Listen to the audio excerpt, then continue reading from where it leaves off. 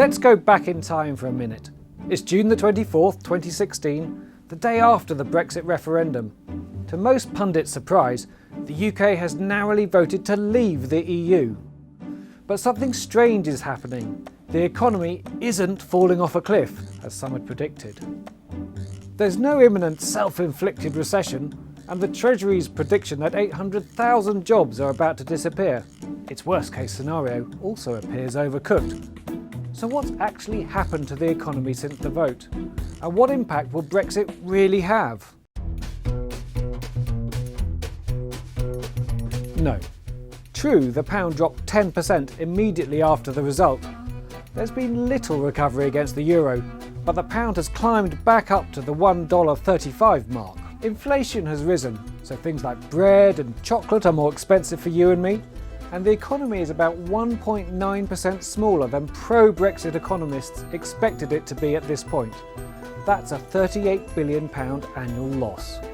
What about the future? On March 29, 2019, the day Britain officially leaves the EU, not much will change. The transition deal means the UK will probably stay in the single market and customs union until December the 31st, 2020. Businesses can rest easy, for now, knowing that goods, capital, people and services will continue to flow freely. What's less certain is what sort of customs arrangement the UK and EU will agree on, and what trade deals the UK can strike when it's free to set its own tariffs on goods.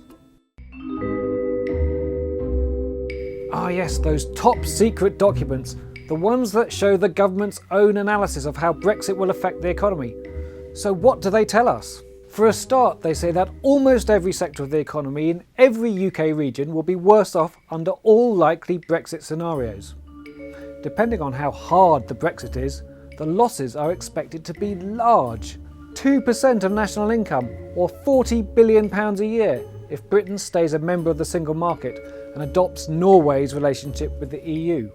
5% of national income if Britain just has a free trade deal with the EU. Or 8% of national income if there's a very hard Brexit and Britain trades with the EU under World Trade Organization rules.